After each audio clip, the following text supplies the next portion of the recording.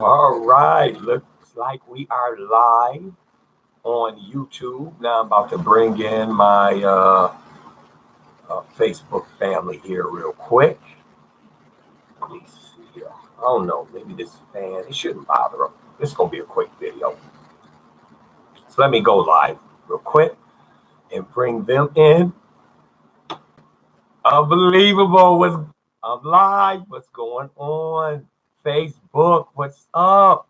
How have y'all been? Don't tell me. I know what I know by looking on Facebook, because y'all all know I drop in on y'all every now and then and give you a compliment. I hope everybody is doing well. And to my YouTube family too, I hope everybody's doing well. I got a inbox probably about 35 minutes ago.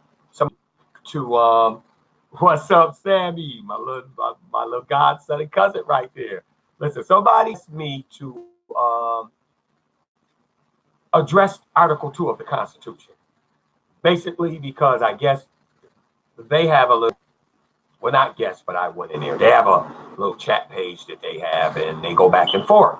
And the big debate, I guess, amongst them was what type of power do the President of the United States have under Article 2 of the Constitution? So somebody said, a friend of mine inboxed me. They said, that is put into words unless you read. So when I looked at some of the debates that was going on in their site, it was crazy, and it was pertaining to President Trump going around saying that nobody heard of this Article 2 thing. This Article 2 thing of the Constitution gives me the power to do whatever I want. That is not the truth. That is a big lie. So, because I'm about to break that down to y'all right now. We're about to talk about Article 2 of the Constitution and the powers given to the president. I would advise that all of you guys, and a bunch of sites out there, hey, what's going on? Look at the people here. What's up? Cal Joseph, look at here. Oh, my God. All right, Lanice, that's what I'm talking about. Girl, get that knowledge. Look at my girl here. See, this is my friend right here, man. I swear to God. Velia. I pronounced the last name right. Bonjour. Did I do it right? That's my girl right there. What's up? Listen, we're going to go through this real quick because I got things to do. This person asked me to do this, so I'm going to do this the best way I can. I'm going to crash course y'all real quick. Here we go. Now, first, when you look at Article 2 of the Constitution, it starts off by saying that the executive powers shall be vested in a president of the United States of America. Vested in a president of the United States of America. Now, let me start off by saying this, that our founding fathers did the best that they could when they created that the executive office to make sure that it was not given the power of a king. They did not want a king, period. So everything they did was to, quote unquote, avoid having a king. This is what they didn't want when they wrote Article 2 of the Constitution. Now, when I read that portion to you about the powers being vested in a president, this is where a lot of the confusion comes in. What is that vested power? This vested power is totally invested in this man. What is that vested power? And most constitutional scholars will say, well, it is the powers, the powers that are invested in this president is the powers that he has exclusively, and he can't go beyond those borders.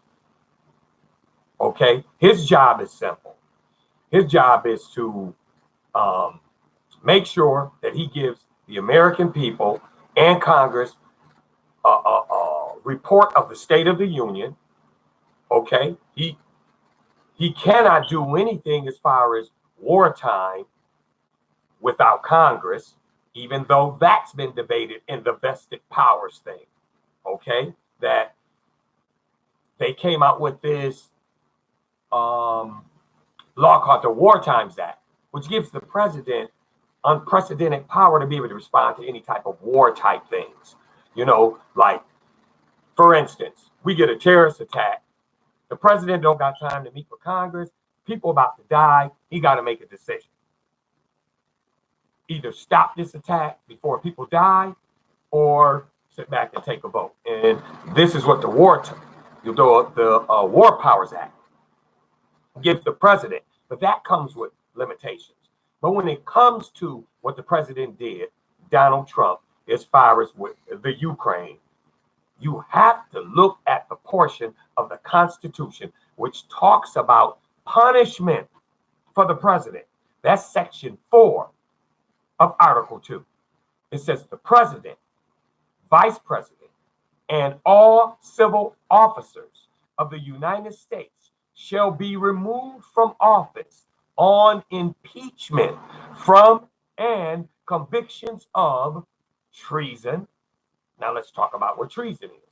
Treason is when you are helping a foreign enemy that we are at present at war with defeat your own country. That's it. That's treason. You helping an enemy in wartime, that's treason. So if it ain't a war, it's very, very hard for you to accuse somebody of treason, because those two factors have to be there. Okay? And then it says bribery. Now, we all know what bribery is. You give me this in order for you to get that. And for you to get that, I have to put you in a position of duress, meaning stress, that you're about to have a thing taken away from you that you desperately need, but you're not going to get it unless you do what this other individual tells you to. And then it says other high crimes and misdemeanors.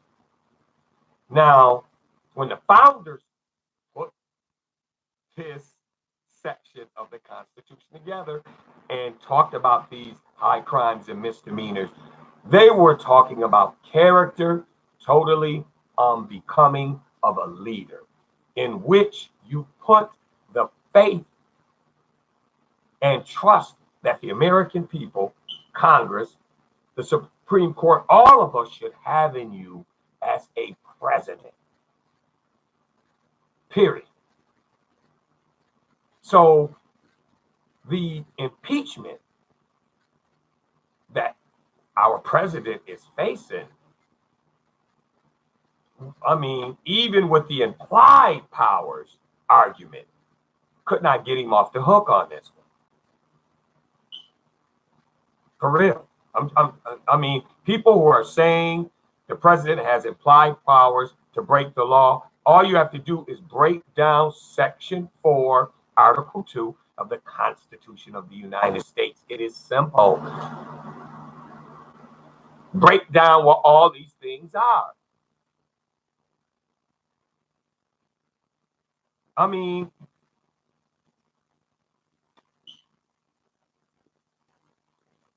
people involved in this right now are looking at jail time. What they did is a crime. What they did is a crime. I don't know what you guys are arguing for. I don't know what you're debating about. It comes a point where you have to accept the fact that somebody who you put your faith in let you down. So I know how that is. That's a hard thing. Put your faith in somebody, you put all your morals in their basket, and then they let you down. I mean, I know why a lot of you stick with him. Because he sold you a lie. He's still selling you a lie. I just feel sorry for you that your mind is that easy to be manipulated to believe it. Now, everybody know I've made predictions on this president. A few of them. the first prediction I ever made was in December of 2017 when I said the man represents disaster.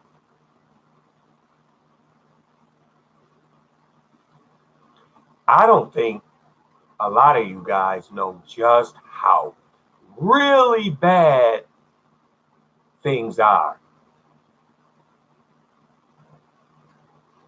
And when you have people protecting somebody that evidence may show that he's a crook, then they probably are crooks too.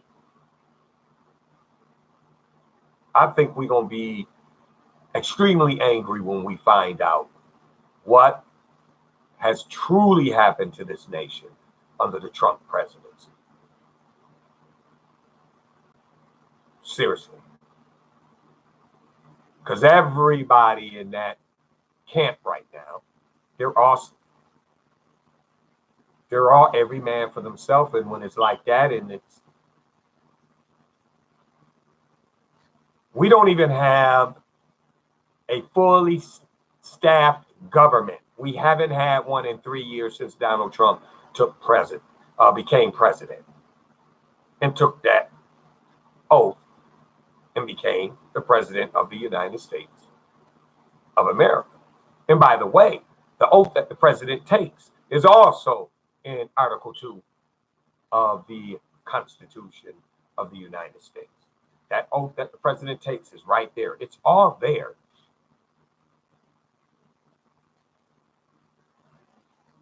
So to me, like I said, it really just comes down to you really accepting that you failed for a con job. Even these individuals who, like I'm speaking about, who are with Donald Trump and they know what it is. The reasons are very nefarious. I don't like calling people because they belong to a certain party racist, but let's be clear. There ain't no Klansmen in the Democratic Party today. If you are white nationalist and you are looking to join a party, we all know what party you're going to pick. Because your viewpoints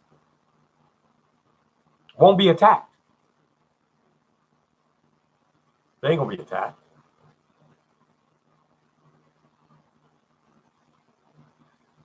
So we had a time now where like I said, some of the predictions I made, really all of them, I'm really, I hate that they came true.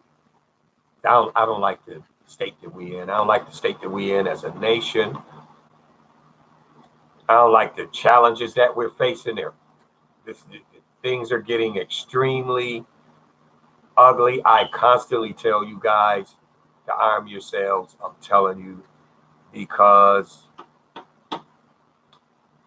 I said 2 years ago, that things were going to get really bad. It's going to get worse, and it's going to get much worse. But that's how it is sometimes. You have the sunshine, then you have the rain, the storm. And after the storm, you got the sunshine again. So I'm just saying, for individuals who are really believing the president telling you that he has the powers to do the things that he particularly did, those things are particularly described in the Constitution. They're described in many legal documents, period. That these are crimes, what he did. You can't do that. What he did, you just cannot do. You cannot go to a foreign power and ask that foreign power to assist you in investigating your political rival. I mean, Jesus, man, I don't understand that one. Sometimes I think they got something up with Donald Trump. I know a lot of people like to say that he is crazy. Okay. I think he is too. Matter of fact, I predicted that he would have a nervous breakdown. I think the nervous breakdown has already came. And I think that they're just managing him now. I think he is, don't went cuckoo anyway. But I think that he's also influenced to do things that are in the benefit of other nations that we are either enemies with, that we consider as foreign powers. He seems to do things like this whole thing where he pulled out of Syria. So the Turkish government could just go in there and slaughter a very dedicated, hard fighting, very dedicated ally in that region. It took them years to develop this friendship with them. And then he snatches our troops away from them, and now they just getting killed. I don't know. I don't know, man. That man went over to Russia. You know, a lot of people say that Donald Trump has been acting this way all his life. Well, I won't say all his life, but most of his professional life. People who worked with him, and they say he's always been this way. Okay, yeah, if you know him personally, okay, he always. Donald Trump was known for doing some questionable things. But this dude that I'm looking at today, it's like he being controlled. And I don't mean I got some dirt on you, blah, blah, blah, blah. I mean chip in his brain controlled. I mean, this dude, 1 minute he could be talking as cool and calm as he possibly could be. And then the next minute, he just explodes. And just talk about everybody. Hundreds of texts on a weekend. What the hell are you doing? But laying in bed just tweeting people.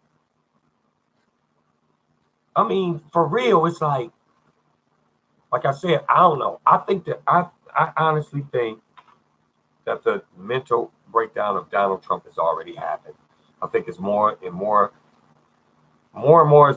as this whole Ukrainian thing begins to unravel. I see another one of my predictions that I made about the Trump presidency coming true. That his numbers is going to drop to 29%. And that is if they're not there already. Because I don't trust polls like that. So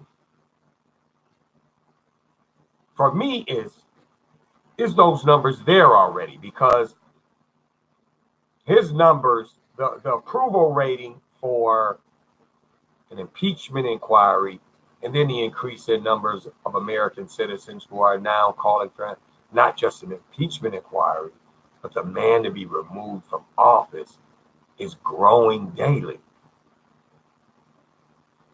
I think my other prediction has already come true. I think our president is living in an extremely detached reality. I think he's being advised as well by people who know he's got a bad temper, so they just tell the baby man, boy, king what he want to hear. And that's why he's like, Article 2, Article 2. Because I know what Bill Barr and, Rudy Giuliani and these legal ears around the president are telling him.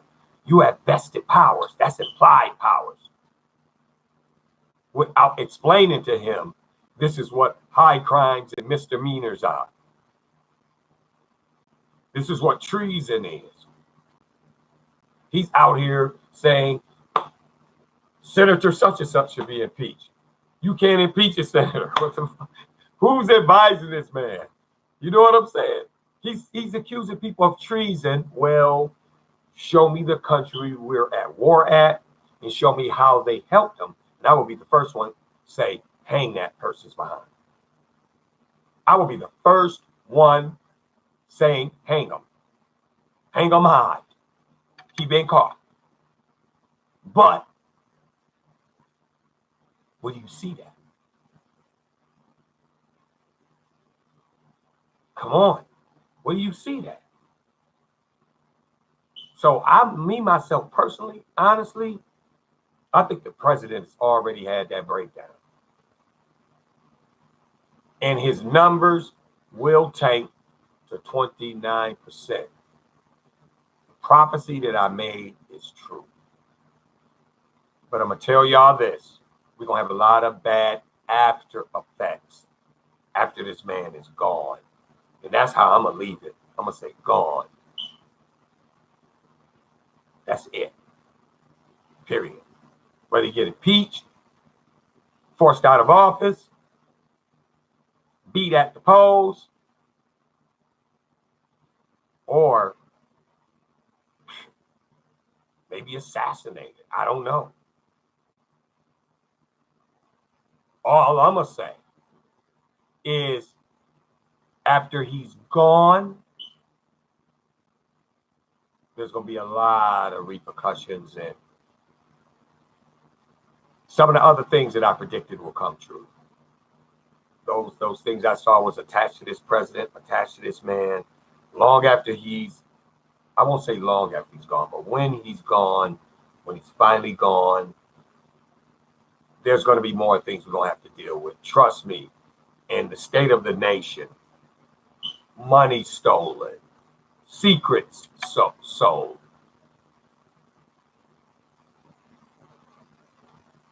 All up under this presidency. Shocking things. Another prediction.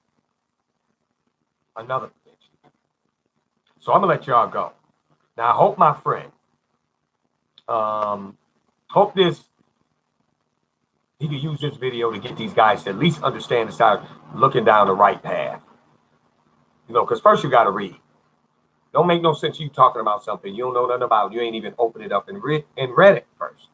So I decide all the time, if I'm going to talk about anything, I need to know what I'm talking about. And if I don't, I'm going to shut up until I read and make sure I have a good understanding and the gist of the information that I digested, so I don't be misleading anybody based off what I read, and make sure I understand. Then I'm going to open my mouth. And I'm not going to talk like I'm an expert. I'm going to be like, this is what I know. That's what I heard. And ask any questions, especially if I'm talking to somebody who knows that subject matter more than I do. So what I suggest is seriously start reading the Constitution, because, and I always stress the preamble, because y'all realize, man, everything that's happening around us right now is our fault. We are the secret fourth branch of government. It's our collective power that keeps them in check. They're acting this way like little bad spoiled kids in a house with no parent to watch them. Because why? The parents aren't watching them. We are basically the parents. It's very easy for them to start acting like children when you get power. Period. And the power that was given to Donald Trump has definitely warped his mind. One of the things I would say, without a doubt, makes him impeachable is that every time he's doing something, it doesn't make a difference what his agenda is. It is always self-driven. The purpose and the job of the president is to put his people and the nation first. Every decision should be made within the interest of the nation. And I've seen too many times out of President Trump where he caused ridiculous, ugly situations because he couldn't help but he couldn't help putting himself first. He had to put himself freaking first. This is why, alone, knowing what I know about high crimes and misdemeanors, of why he should be impeached. Your main job is to uphold and protect the Constitution, defend the Constitution, and make sure that all decisions that you make put the American people first. Not you, not Ivanka, not none of these other people.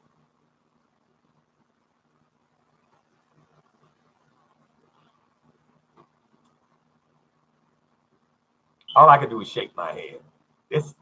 This situation, y'all, is bad, and all I want y'all to do is just keep your eyes open, pay attention, watch this stuff, man. Don't let other forms of entertainment take precedence over the preservation of yourself, your family, and your nation. Because the minute you do that, shit'll be took away from you.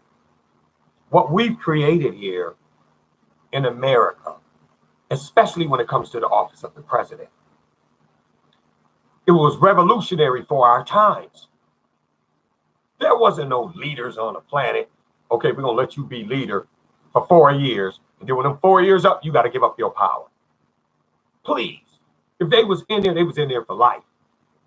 Period. So to come up with that sort of concept, this is once again how the founders did not want the president to appear as a king. Matter of fact, at the 1787 Constitutional Convention, Alexander Hamilton stood up in a convention and said, this president should be president for life. And then John Adams said, and we should refer to him as your executive excellency. Let me tell you something. That Congress erupted it in an uproar when they said that. They was like, for life, that sounds like a king. This is what we're trying to get away from. Straight up. This is what we're trying to get away from, is having somebody in there for life who could be a dictator. Now, when I say it was revolutionary, the idea of having a leader give up his power and walk away from power was revolutionary for our times, because thousands of years ago, there was a civilization on the planet who conducted power in their government that way. And that was the Spartans in ancient Greece. I'm going to refer y'all to a movie that I know you all saw, The 300. Around that time frame, Sparta elected their kings to office. And they didn't elect just one king. 2 kings was on the throne. So while Leonidas was at Thermopylae with 300 Spartans fighting Xerxes, and what they say might have been a 1,000,000-man army, while they was out there fighting them, there was a king sitting on the throne in Sparta. Because the Spartans had 2 kings, not one. You wasn't born into the kingship, no. And let me tell you what happened to you after you served them 3 years. You didn't even get 4 like the president. You got 3. And after you served those 3, you was put on trial. The country and your countrymen will go through everything you did as king. And if you did anything that they felt was not in the interest of the state, you was banished from Sparta. If they saw that your record and your work was good within the promotion of the state, you were allowed to become a statesman. So the idea of limited power is revolutionary for our times. You okay? But thousands of years ago, there was a state, a city-state that practiced limited power, and that was the Spartans in ancient Greece. So there's my talk. I'm gonna let y'all go. Everybody have a good night. Everybody have a blessed weekend. And I will be talking to y'all soon. I know y'all don't see me on Facebook that much, I try not to be on there no more because I had somebody who had hacked my page, and so I wanted to make sure I used as least amount of activity as possible. But I'm signing off now. I'm shutting down here on YouTube, so I'm going to end this stream here, and looks like YouTube is